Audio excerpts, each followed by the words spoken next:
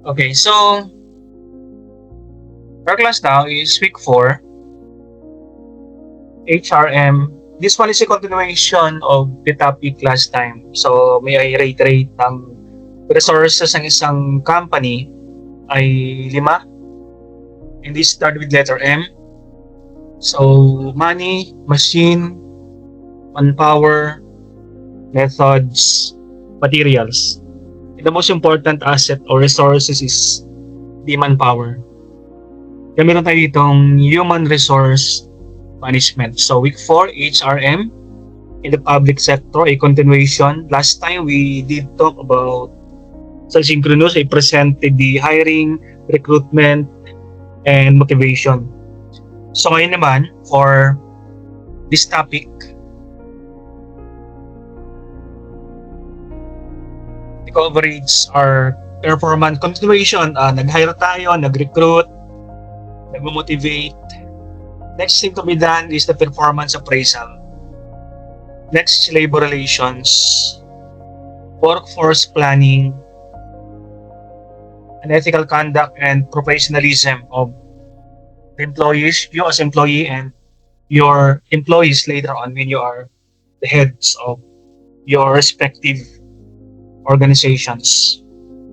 And rolling out the learning outcomes of the topic. So same learning outcomes from last week.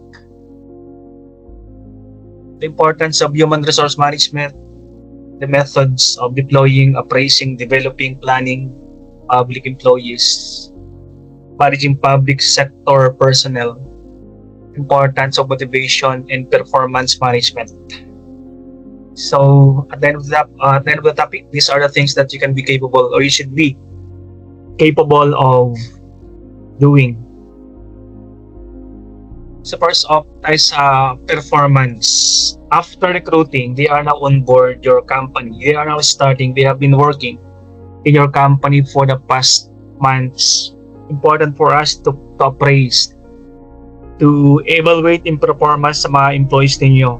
Kasi we have continuous improvement and you cannot improve a person if you don't know yung kanyang performance kung meron improve or wala.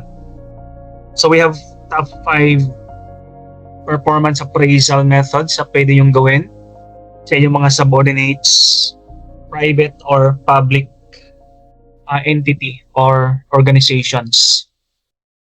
The first one is the management by objective or the MBO. So, ang unang ginagawa dito ay na pricing, dapat meron ka muna ng objective na rolled out sa mga empleyado ninyo. Objective focuses on self-introspection by the employee. You should know the objectives. Then, based on the objectives of the company na alam ng empleyado ninyo, you should now be appraising or evaluating yung mga empleyado. Parang you are comparing their performance to a benchmark. Kaya mayroon kang objective. For example, the objective of the company is 0 complaints. Walang mga customers na nag-complain. That is objective. Now, if your employees don't have not experienced complaining customers, so they achieve, that is good for that employee. But if the employee has encountered a customer that is complaining about her, about his service, sa kanyang evaluation, mababa. So we have lots of objectives. You can have objectives like sa dami ng mga naibentang product. Objective, sales, example, every employee should have increase in sales 10% per month ang sales ng isang empleyado.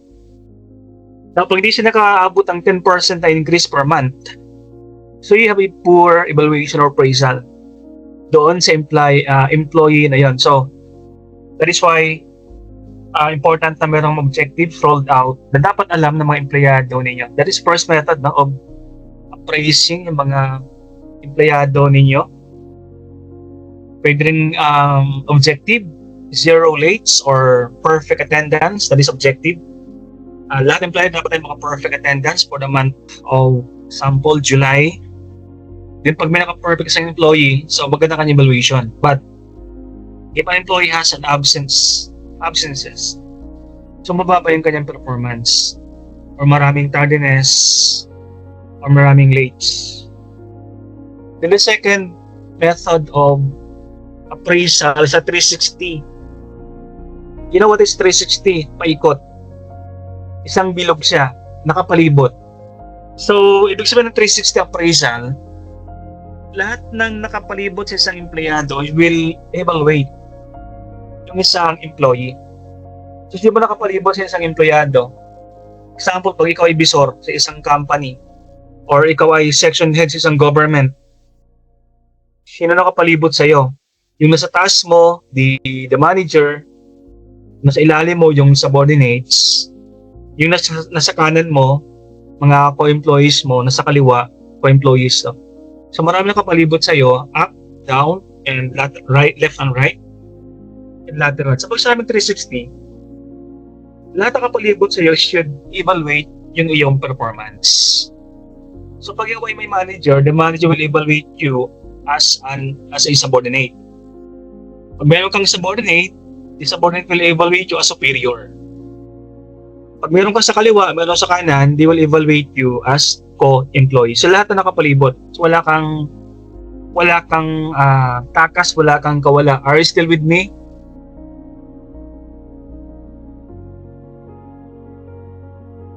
Are you still with me? Pinaka mo ba dyan? Okay. Sige. I-check ko lang mamaya wala nakatao-tao dyan. Kaya tinawag siya yung 360-degree feedback method. No? Lahat nakapalibot. Kasi hindi pwedeng yung manager lang mag-evaluate sa'yo. Limited, no? Hindi rin pwedeng yung subordinates ang mag-evaluate sa'yo. So, limited. So, dapat lahat na nakapalibot should evaluate an employee. Kaya tinawag siyang 360. That is number 2 methods or techniques. No? Then the next one, assessment-centered method, basically used by the organization for evaluating managers who are subsequently going to deal with their juniors. Ito naman ay mga manager, no, ang in-evaluate dito. Kasi sa isang company, all the employees are being evaluated. Yung mga manager, akala natin hindi. Minsan kasi nagpapa-evaluate yung manager, no? But the manager should also be evaluated. Example, how does a manager interact with his subordinates? Diba? So meron din na ina-evaluate sa mga manager. Kahit sila yung manager, you should evaluate them. Kahit sila yung pinakamataas sa isang company. No? So evaluate them on how do they deal with their peers and their subordinates. Now, how do we evaluate mga manager? So binibigyan natin sila ng mga situation and how are they going to react sa isang situation. Example, itong manager na to, no? Manager number 1, if you're going to evaluate him, bigyan mo lang isang hypothetical situation. Kunwari, anong gagawin niya pag may isang employee na nagrereklamo at inaaway siya? And how do they deal with that employees? No? Mga situational, para malaman natin pag sa totoong situation, we should know how does that manager react sa mga different situation. Anyway, sila yung mga managers, no, and they handle situations and they should handle the situations very well. Kasi meron sila mga tao, yung mga behavior, no, paano sila magre-react sa isang situation. Sila ba ay may acceptability? Open-minded ba isang manager? How about his tolerance sa mga empleyadong masyadong pasaway, problematic, gano'n sa yung tolerance, sila ba ay mainitin yung ulo? Or he can tolerate yung mga empleyado niya masyadong pasaway? Di ba? Those are the situations that we should evaluate yung mga manager sa isang company. Yung kailangan stress level ba, no? And the number 4 technique, the behaviorally anchored rating scale method. The most effective performance appraisal methods, no? Pwede nating gamitin. Combination of evaluation method and rating scale. So sa mga faculty, ginagamit ito no? Yung 5, 4, 3, 2, 1. Diba you have, kayo ba yung nakaranas mag-evaluate ng mga faculty sa BMC? Nakaranas ba kayo yan? Yes, sir. Di ba pinapa-evaluate kayo? Every end of the semester, sir. That is every end. Buti, nandiyan pa si Wilbert, no? Kasi yung dalawa wala na, no? So every sem, Sir, you're dito sa evaluating, dito kasama. you're evaluating ang faculty. Di ba? Malaki ng 5, 4, 3, 2, 1. Ang pinakamataas, 5. Ang pinakamababa, 1. That is rating scale, no? Rating scale method. Minsan kasi mga estudyante, nag-usap-usap, itong group na to, ha? 1, ngayon natin, 1. Minsan mga ratings hindi masyadong hindi masyadong reliable kasi minsan pwede kang minsan faculty isang employer, pwede siyang pagkaisahan ng mga nag-evaluate sa kanya. So kahit magaling naman siya pero nag-uusap yung mga estudyante or mga empleyado dun sa rating scale, no? So kung ako employer, yung visor, ang nakuha niya 2 or 3 or 1, no? Mababa kasi ang passing 4 or 5 Ayan, that is rating scale method na ginagamit sa mga faculty, no? Pwede siyang gamitin sa BMC every sem. Maganda yun every sem, no? Pangit naman yung every year nag-evaluate. Pag every year kasi, hindi na masyadong maganda yon. Kakalimutan ng mga estudyante. Maganda yung every sem ay may mga evaluation na ginagamit, rating scale. That is the number 4. And then number 5, a technique, the critical incident method. As for this approach of performance appraisal, the manager documents all the incidents of state and behavior of the employee. So ito yung mga invisor, yung manager ang nire-record ng mga ginagawa ng mga empleyado. Parang nag-observe. Kasi sa isang company, pag meron kang mga handle ng mga empleyado, pag may nagawang mali yung sa empleyado, pinapagawa natin sa guard, example sa guard, no? Pinapagawa sa guard ng incident report. So lahat ng situation sa company na involved ang isang empleyado, no, na may mali, pag-on kagad ng incident report. Hindi pwede pagpabukas yan kasi nakakalimutan. Kasi based sa incident report na yan, the manager can evaluate yung isang empleyado pagdating ng promotion. For example, employee number 1, ipopromote, binuksan niya kanyang envelope, ang dami yung incident report na nangyari, ng away, nag-uwi ng mga karton, nag-uwi ng mga papel, nag-uwi ng gamit ng company, nire-record ng guard, no? So meron siyang incident report, pag-away, naka-record yan, incident report. Late, pumasok ng hindi nag-in sa mga incident report yan.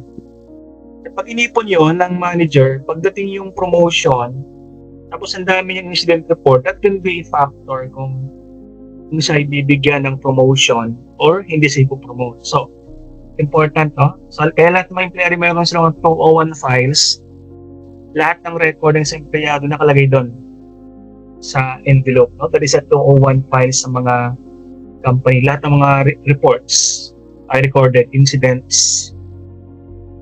Okay, and ito ang mga unfair labor practices. So the next topic after the appraisal, ito yung mga labor relation according to the labor code. Ito mga unfair labor practices ng isang employer. O employer to, ibig sabihin, pag ito ginawa nyo, pag yung boss, if you're the employer, ginawa nyo to, these are samples of unfair labor practices in the Philippines. Pilipinas lang to. Unang-una, interference, restraint, or coercion na pwedeng gawin. Yung bang nakipagsabuatan yung boss or mga employee. Yung manager nakipagsabuatan sa isang empleyado. Example, pag-uwi ng gamit yung boss, nakipagsabuatan sa guard, coercion, tawag natin dyan. Pwede na number 2, unfair labor practice, the discrimination. Meron tayong Anti-Discrimination Act of the Philippines na bawal kang mag-discriminate. Sample, bawal kang mag-post ng announcement na pleasing personality, bawal na yan. Hindi ka pwedeng mag-advertise ng dapat empleyado pleasing personality. Hindi ka pwedeng mag-advertise ng hiring na dapat 5'5" yung height ng isang empleyado. Discrimination yan. Hindi ka pwedeng mag-advertise na dapat babae lang. Discrimination. Hindi ka pwedeng mag-advertise na dapat ang aplikante lalaki lang. Discrimination yan. Okay? Tapos, hindi pwedeng ang applicant dapat ay graduate ng Ateneo, LaSalle, UP, BMC. Bawal yan, no? Those are discrimination. Dati kasi, may mga ganong dapat hindi ka lalampas ng 32 years old. So, discrimination yan. And number 3, dismissal of employees, unfair practices. You can dismiss an employee pag mayroong grounds. Pero pag wala kang grounds, in dismissal ng employee, pwede kang kasuhan ng empleyado sa labor. That is illegal dismissal. Example, tinanggal mo siya kasi masyadong maraming absences. Wala naman siyang memong binibigay, no? Walang due process na ginawa, basta tinanggal mo lang siya. Hindi mo kinuha yung side ng empleyado. So that is illegal dismissal sa labor code. Number 4, refusal to bargain collectively sa mga companies. Mayroong mga union, labor union. Labor union are a group of employees na pwede silang sumali. Now, you cannot prevent labor union to exist in one organization. Recognize sila ng batas. Now, pag may labor union, ang power ng labor union, they can bargain, they can raise concerns between the employees and the management of the company. Yan ang gamit ng labor union para mayroon silang mga representative. At pag ikaw yung manager or owner ng company, hindi mo pinakinggan ng labor union, that is number 4. The refusal to bargain collectively. Example, mga empleyado, no? Naghihingi ng raise, tapos di mo sila pinakinggan. So that is refusal. And it will result to collective bargaining agreement. Kasi ang labor union meron sa agreement with the companies. Hindi naman lahat ng companies may labor union. Kasi bagay isang company maliit pa lang, wala pa silang labor union. Pero pag masyadong malaki ng company, example, ang empleyado 1,000 na, no? So they can now establish an union, no, sa loob ng isang company. Yan, no? That is unfair labor practices ng isang owner ng company. And number 6, commission violations. Ano bang pwedeng violation pwedeng mangyari sa mga empleyado? Violation of minimum wage law. O, di ba? 695 ang minimum wage. Tapos binabayad mo 500 lang. O, that is violation of the Minimum Wage Act. So, pwede kang kasuhan ng mga empleyado sa labor. And another practice is the lockout of employees. Pag kinukulong sa mga employees sa loob ng company, hindi mo sila pinapalabas. Bawal pag trabahuin ang isang empleyado ng 7 araw na dire-diretso.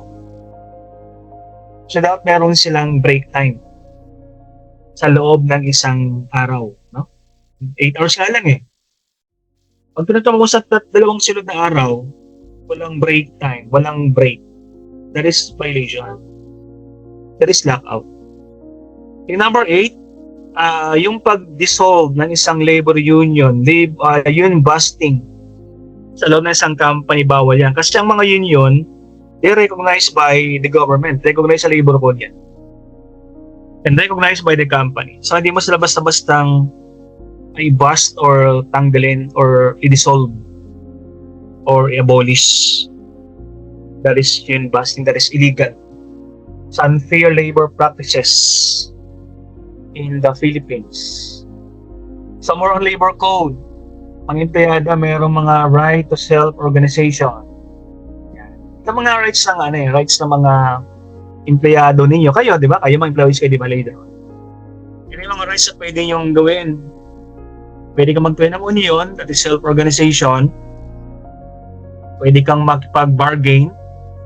You can have a representative for negotiation with the management when it comes to labor standard, employee relation, salary. Yan. So you have that right for collective bargaining agreement. And you have the right to oppose unfair labor practices. Kung di binabayad ng overtime mo, ano yan? Unfair labor yan eh. So you can oppose. You can stage strikes. As organization yan. No? You can stage strikes. You can have voluntary arbitration. You can go to the labor, Department of Labor, para mag-file ng case against the company. You can have a negotiation between labor and management. Ito mga pwede yung gawin under the labor code when it comes to labor relations. So marami kang you are protected by the Department of Labor or the Labor Code of the Philippines. Then ito naman yung the rights of the worker. You can have your labor union, collective bargaining.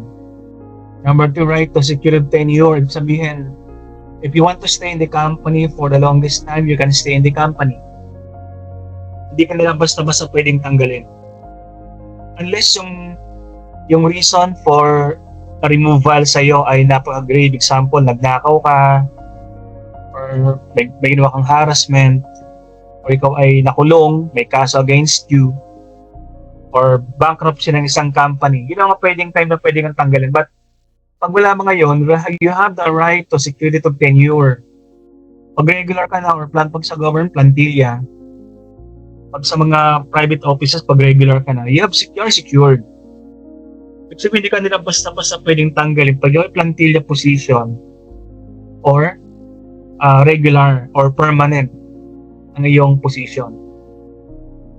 And the number 4, right to just and humane conditions at work. So, dapat example, proper ventilation, maganda yung working condition, di siya mainit, may employee lounge. Pero kasi mga companies na, example sa factory, no, napakainit, walang masyadong ventilation, delikado yan. That it can kill you through suffocation. So dapat, proper ventilation, especially sa mga factory. Sa mga sa mga offices din, dapat dapat just and humane conditions, ventilated, diba? Air conditioned, proper lighting, walang masyadong hazard sa work, walang masyadong not safe na mga electrical wirings, yan, hindi masyadong madulas sa mga dinadaanan, yung mga tinatawag nating humane conditions sa mga trabaho natin. And you are being protected by your employer. So that is the rights. So more rights of the workers, right to safe and healthful working conditions. Pag sa mga resto, mayroong clean as you go, para healthy, safe, hygienic pa rin yung pinagtatrabahuan ninyo. Proper disposal of waste, of garbage sa isang resto. That is part of healthful working conditions. Yung bang hindi ka magkakasakit. Pag masyadong maraming toxic fumes or gas, harmful sa health ng mga empleyado. Number 6, right to overtime. Sa labor code, you should be paid by overtime pag lumampas sa 8 hours. Yun yung trabaho. Iba kasi thank you lang So, di ba si Milbert working, Ikaw ba, Milbert, anong oras ang pasok mo? Working ka ba? Sir? Are you working 8 to 5? Sir? 8 to 5 ang trabaho nyo sa office? 8 to 5, 9 to 6? Sumaside din lang po, sir, as medic. Kasi flexi time, Pero normally, 8 hours lang yan. Then pag lampas ng 8 hours, you have the right to ask for overtime. Yung type po kasi namin, sir, kasi siya, taping industry ako sa GMA po ako . So, yung oras po nun, 16 hours talaga siya. 16 hours. Then, yung overtime, yung mga succeeding po, yung overtime. Iba po kasi yung oras namin sa taping Mahabaan po talaga siya. Alright. But normally, Yung normal lang is the 8 to 5, the 9 to 6, or flexi time, 10 to 7. Sabi ng labor kasi 8 hours lang dapat per day, no? Pag regular ka na, pag employee ka, hindi mga pag part-time kasi, iba yung part-time eh. Pero ikaw ay regular, working 8 to 5, so, at meron kang overtime pay, 1.5 hours, 1.5 break per hour. Pag lumampas ka sa 5 o'clock. Example, 8 to 5 ka, tapos nag-overtime ka, 5 to 7. So, bawat oras, may overtime pay yan. Pag ang rate mo is, example, rate mo is 100 per oras.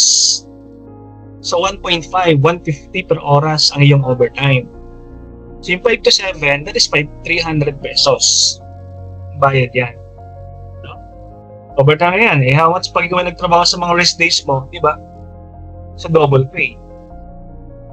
Number 7, right to social and welfare benefits. So, kung empleyado kayo, your company should be contributing the SSS, JSIS for you on your behalf. Social welfare yan. The PhilHealth, yan. The Pag-ibig, binabawasan kayo yan. And those should be contributed to SSS. Kasi welfare benefits yan eh. Automatic yan, pag ikaw ay regular, no? Dapat meron kang SS number. Kahit ka estudyante ka pa lang, pwede ka mag-apply sa SSS kahit estudyante ka pa lang. Para kahit estudyante ka pa, naguhulog ka na sa yung social and welfare benefits. Kapag tumanda ka na, meron ka ng pagkukuhang pension, pag nagkasakit ka, member ka ng SS, merong matatanggap na benefit. Ayan. Dapat meron kang SS number. Pag sa government, that is JSIS. Number 8, right to leave benefits. Okay, ang daming leave. Sa labor code, may maternity benefit, paternity leave. Tapos ngayon, yung mga tatay, meron na sa paternity benefit. Pag nanganak yung asawa, yung tatay, meron sang 7 days na paternity benefit.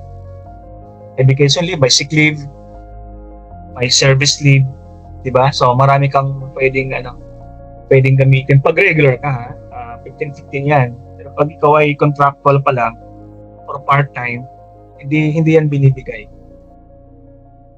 And number 9, the right to education and training. So, kaya ikaw yung bosses ng company, you can encourage sa mga employees mo to continue education after graduating from the university. Pwede ka mag-MBA. Sa inyo naman, MPA, Mass in Public Administration, or Doctor in Public Administration. You should be sent by the company to attend trainings. Pag sa government, maraming trainings. That is libre. No? Ngayon guys, pag gusto mga training sa DICT, free. Free ang training sa DICT. Department of Information Communication Technology. Libre yan. So, habang estudyante ka pala, nagkakaipon ka ng mga training certificate na pwede mong pakinabangan. Yan. Baka in case you don't know. No? Number 10, right to privacy.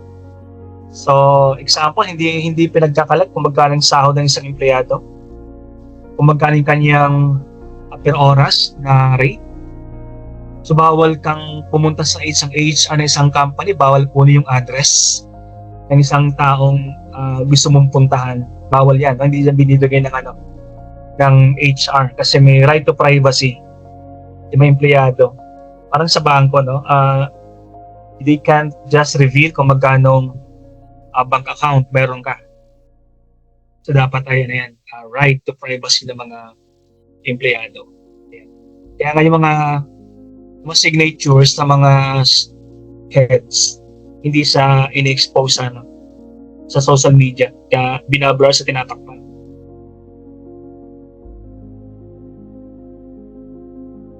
So workforce planning, I know this one is the last slide kasi, alas 7 na.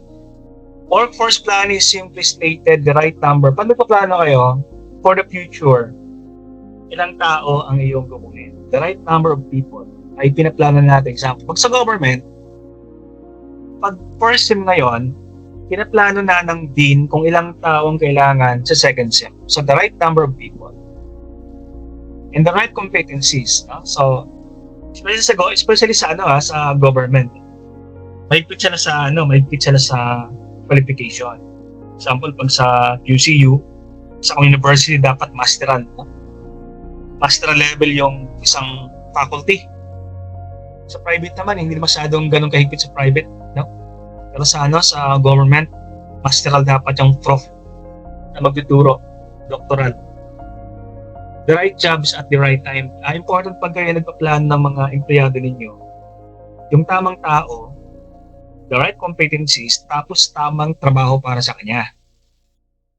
Kasi pag tama yung kanyang qualifications, mali naman yung kanyang trabaho. Example, graduate ng accounting, right competencies yan, nilagay mo sa marketing. So mali yung job na nilagay. So dapat right competencies, the right jobs for the employee, for the applicant. Tapos at the right time, kung kailan kailangan. Kasi sa government, hindi ka basta-basta pwede mag-hire ng mga empleyado kung walang requirement. Kapag nag-apply ka doon, dapat may naka-open na requirement. Hindi tulad sa private organizations na pwedeng mag-hire yung isang dean. Example, sa BMC, no? si Dean Boyer, pwede siya mag-hire ng mga faculty.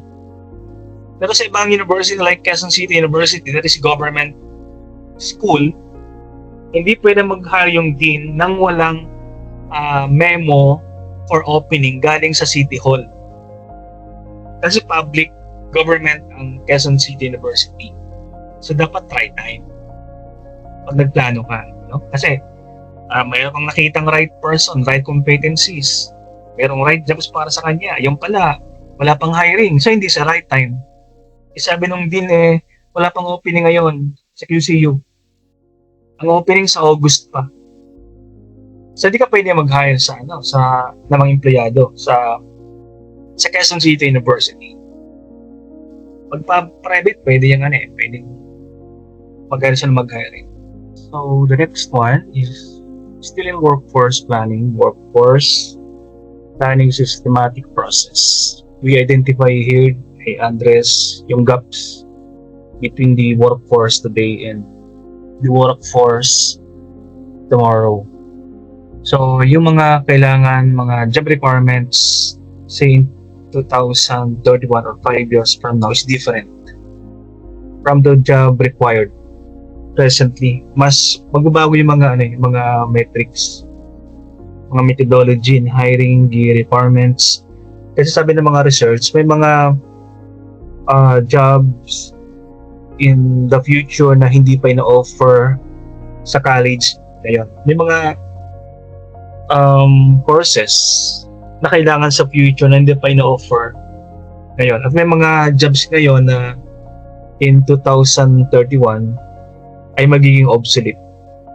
That is based on research by the World Economic Forum. No? Example, sabi nga yung mga work ng mga faculty, mga teachers, magiging obsolete na yan in the near future kasi we can be replaced by avatar, for example, by AI. Parang wala nang, you don't have to go to school anymore in the future. You can browse the internet, attend modular classes, attend micro credentials. So may parang 4-degree course, hindi masyadong kailangan daw. Ang important, ang mas relevant daw in the future is the micro credentials. Yung mga short courses. You study one program, one course, and you will be given certificate. Tulad ngayon na hinahanap ay 4-year diploma. 4-year degree diploma. No? Ngayon hinahanap ng mga employers. But in the future daw, skills-based na. Yung mga micro credentials ang hinahanap. Yung pinag-aandaan natin, how do you prepare your workforce today to be competitive in the future by skilling, upskilling, reskilling, expose them to more relevant. Example, AI is very relevant na in the near future. How do you integrate that to the present? Train them. We should be training our employees, additional courses, di ba? Parang may mga course ngayon offered na mas relevant in the future. Example, Bachelor of Science in Artificial Intelligence, Bachelor of Science in Blockchain Technology, Kaya mga computer-based na mga program, yan ang kailangan daw na pinagpaplanuhan mo para maging competitive at hindi ka magpalit ng mga empleyado in the near future kasi lalaki daw yung gap ng what we have today and what we should have, what we would have say 5 years from now.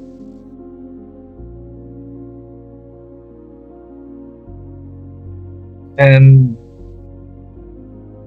the next one, sa planning, step 1 in planning, defining the future. Yeah, I guess kanina we have introduced, I have introduced you to the future like 2031. Ano daw mga kailangan ng mga employers in the near future? May mga jobs na 99% ang chance na mawala. Example, yung mga jobs to, if you are a choreographer now, 5 years from now, 99% yung chance na mawalan ka ng trabaho. Yung mga if your job is telemarketer now, 5 years from now, yung chance na mawalan ka ng work kasi papalitan ka ng AI is 99%. Okay? So you should know yung vision ng isang organization in the near future. That mayroong mga plano para sa mga employees. For example, analyzing yung mga what we have today, the strength of your company. Anong kulang sa mga empleyado? Sila ba ay kulang sa mga artificial intelligence? Kaya nga personally, what I have been doing, I equip myself. I attend seminars about artificial intelligence. In fact, I have already gotten like 11 certificate sa AI, no? ChatGPT, Claude, DeepSeek, Jasper AI. Yan. So, yun ang kailangan ng mga strength employees mo pag mayroon silang gano'n, no? Kung anong weakness mo, didagdagan. And prepare the demand forecast ng mga AI, mga AI skills in the near future. Gaano katinding pangangailangan in the near future ng mga employees when it comes to AI. Hindi lang AI but other, example, machine learning, blockchain technology, yung mga internet, basic programming, basic coding, mga micro-credentials, no? Kailangan. Kasi we should be looking 5 years beyond. Dapat pinipredict natin, and you should be more competitive if you can predict what will happen in the future. Parang ngayon pa lang, your company can introduce yung mga skills sa programs na kailangan. But basically, AI talaga is needed talaga in the near future. Okay, so that is step number 1. We should know what will happen in the near future. And step number 2, pag na-predict mo yung future, what will happen in the near future, what you will be doing is analyze the current workforce, no? Kasi example, itong kailangan sa future, AI, din alamin natin ngayon yung profile ng iyong mga existing workforce, kung gaano kalakas or yung kanilang skills when it comes to AI. So we should profile them according to skills. Kasi in the near future, skills-based na no? Parang mag-inventory ka ng skills ng empleyado mo. Kung example, sino ditong may knowledge about AI, 5, 4, 3, 2, 1. Ayan. So pag lumabas din ay talagang marami. Ang sumagot ng 2, example 2 is poor skills in AI. Karamihan itong sumagot or 1 or 2. Kasi ang 5 is highly proficient in AI. Then 4 is example, moderately proficient in AI. Pag lumabas sa survey na sa yung skills inventory, ay 3, 2, 1 ang karamihan. So, that is profiling. No? So, you can do some remedy. How are you going to equip yung mga empleyado? Then, skilling. So, you should know how to distribute yung mga ano mo. Example, kung meron dyan na proficient in AI, 5 sila when it comes to proficiency. So we just distribute them para turuan yung mga current employees mo. Important demographics, no, ng mga empleyado, yung age gap. Example, karamihan dito sa age sa demographics, employees are 45 to 55 years old. Ayan. Kasi in the near future, ito yung mga taong hindi na siguro masyadong magpag-aaralan ng AI kasi pa-retired na, no? When it comes to 60 years old. Pero pa nakita mo sa demographics na majority of your employees are nasa level ng 20 to 25.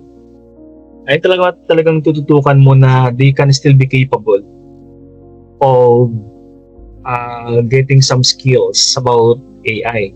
So, age, gender, diba ba? Civil status ng yung mga empleyado.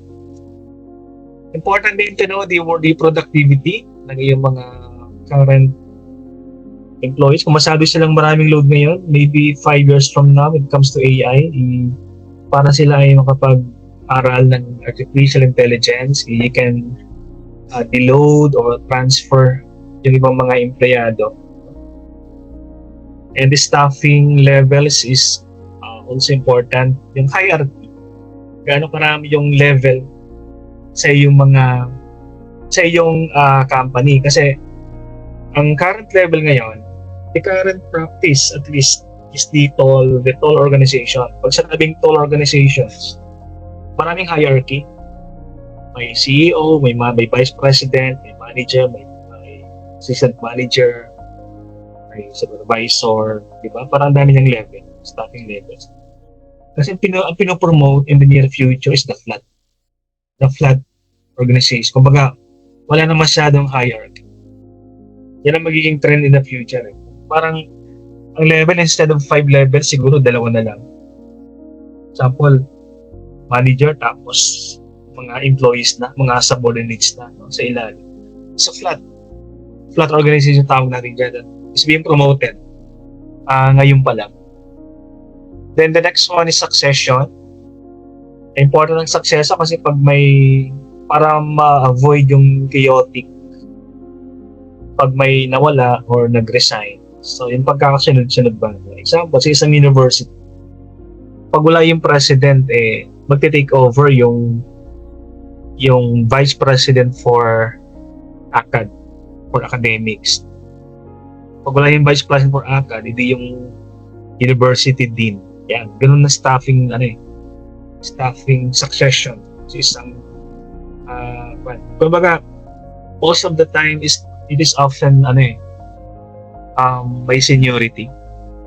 Sa Pilipinas kasi ang uso seniority. Sa ibang country hindi naman seniority. Kumbaga, even if you don't have the qualifications, pero mas ahead ka, you are the eldest among the managers. Ikaw yung susunod. Even if you don't have DBA or master's degree, since ikaw yung have spent the longest time in the company, ikaw yung susunod sa succession. Sa ibang countries kasi, kahit ikaw ay bata, basta you have the degree, the relevant degree, you can be promoted ahead of those who have spent many years ahead of you sa company.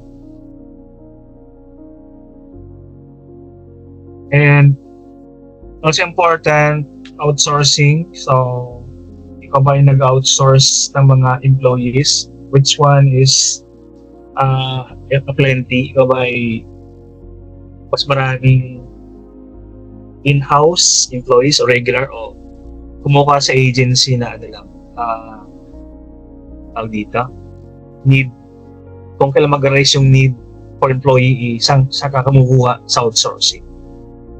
Of course, mayroong mga advantage sa outsourcing, di ba? Outsourcing is siyempre wala kang employee relationship kasi nasa agency.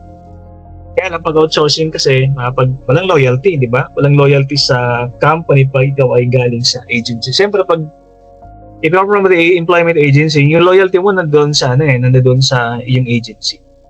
Diba? So may kanya-kanyang ano yan, advantage. But the trend in the future, which is happening now, ay yung mga functions sa HR, functions sa company are being outsourced. No need to hire a regular employee na babayaran mo ng mas mahal. Kung yung trabaho naman ay once a month lang. Example, payroll. No? Payroll can be outsourced kasi ang payroll is being done every quincenas and katapusan lang. No? I know a wife of a friend na yung trabaho ng wife is outsourcing. Siya nagpo-process ng payroll ng isang BPO. Okay, so hindi sa regular employee lang company. So that can be outsourced. And of course, the most popular outsource ay yung pag-receive ng call, di ba? Kaya meron tayong mga BPO sa call center industry that is outsourcing. Yung bookkeeping can also be outsourced eh. No need to hire a bookkeeper, regular bookkeeper employee ng company. You can outsource yung bookkeeping function ng iyong company. Okay, that is step number 2. Step number 3, close the gap. Ayan. Sa step number 1, predict natin yung future. What will happen in the future? Step number 2, in-inventory natin yung anong mayroon ka ngayon. Then sa step number 3, nakita na natin yung future, nakita na yung present, nakita na masyadong malaki yung gap. And obviously, the next logical thing to do is to close the gap, to narrow down yung gap between the future and the present. So, meron tayong gap analysis na gagawin. How are you going to narrow down? Sabi kanina, training, no? Training sa AI example can be done doon sa mga current employees ng company.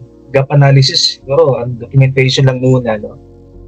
What is important is action plan. We have gagawin action plan, di ba? You analyze. Ito ang kulang natin. Maraming klaro sa atin ng ang kulang sa artificial intelligence, machine learning, blockchain technology, mga apps, application, ang kulang, gap analysis. Pag gawa ka ng action plan, di ba? Nakadocument yan. Kulang sa skills training, yung mga empleyado. Kulang sa skills, sa AI skills, sa paggamit ng mga apps, pag-coding yung mga employee. So, anong gagawin? O di training ito, one week, not 1 week, but 1 year action plan. Diba? First column, yung target. Second column, participants.